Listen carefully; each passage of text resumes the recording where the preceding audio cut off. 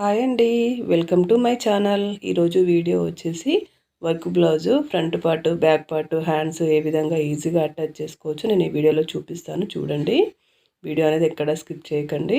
ఈ విధంగా ఉల్టా పెట్టేసుకొని లైనింగ్ కింది వైపు ఉండాలి. మనం వర్క్ చేసింది ఉంటుంది కదా, అది పై వైపు ఇలా పెట్టుకొని సమానంగా అనుకొని చూసుకోండి. ఒకసారి షోల్డర్స్ పర్ఫెక్ట్గా ఉన్నాయా లేదా చూసుకున్న తర్వాత ఈ విధంగా ఒక పాదం మంచి ఖర్చు పట్టేసి చూడండి. నేను డబల్ పాదంతో కుడుతున్నాను. పాదం కూడా ఏం మార్చలేదు. వర్క్ కూడా హెవీగానే ఉంది, స్టోన్ వర్క్ ఉంది. దాన్ని కూడా ఈ విధంగా పాదం మార్చకుండా ఎలా కుట్టొచ్చో నేను ఈ వీడియోలో చూపిస్తున్నాను. అయితే ఈ విధంగా సర్చ్ చేసుకుంటూ కుట్టాలన్నమాట. ఒకవేళ మీకు క్లాత్ అంతా జారిపోయినట్టుగా అట్లా భయం అనిపిస్తే కనుక గుండు పిన్నులు పెట్టేసుకొని అటాచ్ చేసుకోండి. ఈ విధంగా కుట్టేసిన తర్వాత చూసుకోండి ఒకసారి షోల్డర్స్ మళ్ళీ కరెక్ట్గా ఉన్నాయా లేదా చూసుకోండి. ఒకవేళ కరెక్ట్ రాకపోతే మళ్ళీ విప్పేసి మళ్ళీ వేసుకోవచ్చు, కానీ షోల్డర్స్ ఎక్కువ తక్కువ రానియకండి. ఈ విధంగా వేసిన తర్వాత చూసుకోండి, ఈ పక్క కూడా చూసుకున్న తర్వాత ఒక పాదం మంచి ఖర్చు పట్టుకొని వదిలేసి ఈ విధంగా కటింగ్ చేసేసుకోండి. మొత్తం టోటల్గా ఒక పాదం మంచి మాత్రం ఖర్చు వదలండి, ఎందుకంటే కుట్టడానికి కావాలి కదా. అది మర్చిపోయి మళ్ళీ కుట్టు వరకే కట్ చేయొద్దనమాట. ఈ విధంగా కట్ చేసుకున్న తర్వాత అక్కడక్కడ టక్స్ అనేవి ఇచ్చుకోండి. మూలల దగ్గర అక్కడక్కడ టక్స్ అనేవి ఇచ్చుకోండి. మూలల దగ్గర మాత్రం మంచిగా ఇవ్వండి టక్స్ అనేవి, ఎందుకంటే క్లాత్ అనేది వంగాలి కదా మళ్ళీ మనకి. దానికోసం అని చెప్పేసి మూలల దగ్గర టక్స్ అనేవి కరెక్ట్గా ఇచ్చుకోండి.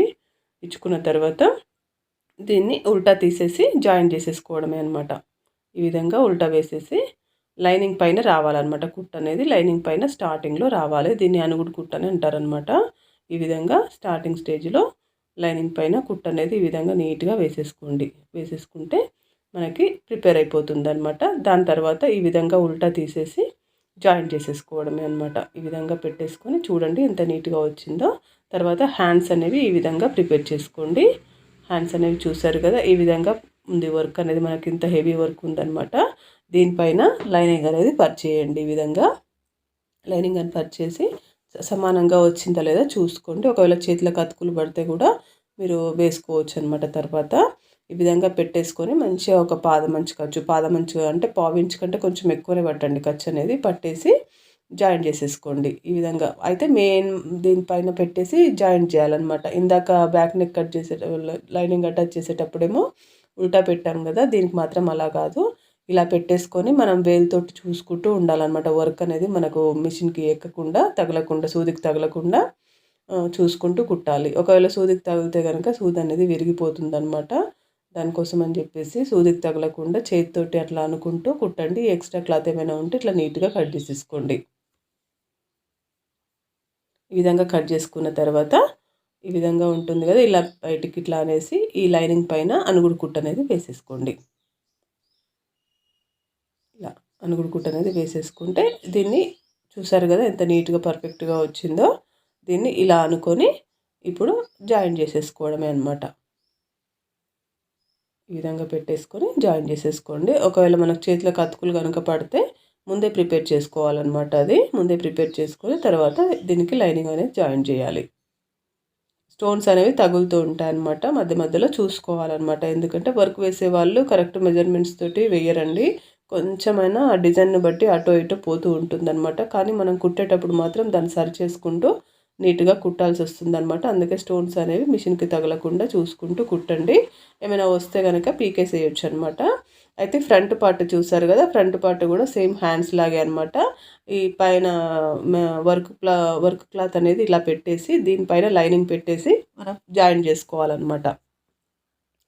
ఈ విధంగా జాయిన్ చేసుకోవాలి. వర్క్ పైననే లైనింగ్ పెట్టాలి. లైనింగ్ పరిచేసి కరెక్ట్గా పెట్టామా లేదా చూసుకొని మంచిగా ఒక పావించు ఖర్చు పట్టుకొని ఈ విధంగా చేతితోటి అనుకుంటూ జాయిన్ చేసుకోవాల్సి వస్తుంది అనమాట. ఎందుకంటే మనకు వర్క్ అనేది సూదికి ఎక్కకుండా తగలకుండా ఉండాలి కదా, నీట్గా రావాలి కాబట్టి ఈ విధంగా చేతితోటి ఇట్లా అనుకుంటూ జాయిన్ చేసుకోవాలి.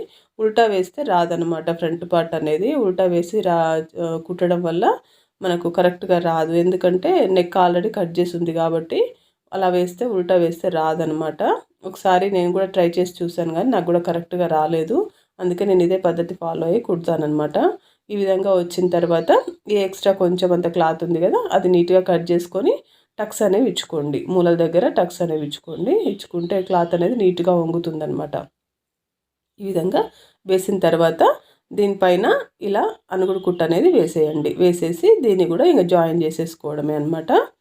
ఇలా వేసేసిన తర్వాత ఇలా కొంచెం క్లాత్ అనేది నీట్గా మంచిగా అనుకోండి. ఎందుకంటే క్రాస్ కటింగ్ కదా, మనం వేసిన క్రాస్ ఒకలాగా ఉంటుంది, మగ్గం వర్క్ వాళ్ళు వేసిన క్రాస్ ఇంకొకలాగా ఉంటుంది అనమాట. అవి రెండు మనం టాలీ చేసి అడ్జస్ట్ చేసి కుట్టాల్సి వస్తుంది కాబట్టి కొంచెం జాగ్రత్తగా కుట్టాలన్నమాట క్రాస్ కటింగ్ అనేది. లేకపోతే షేప్ అనేది అవుట్ అయిపోతుంది. బ్లౌజ్ కుట్టిన తర్వాత షేప్ అనేది నీట్గా రాదనమాట. ఇలా అడ్జస్ట్ చేసుకుంటూ నీట్గా కుట్టేసేయండి. ఈ వీడియో కనుక నచ్చితే లైక్ చేయండి. అదేవిధంగా మీ ఫ్రెండ్స్కి, కొత్త వాళ్ళకి, మిషన్ నేర్చుకునే వాళ్ళు ఎవరైనా ఉంటే వాళ్ళకు షేర్ చేసేయండి.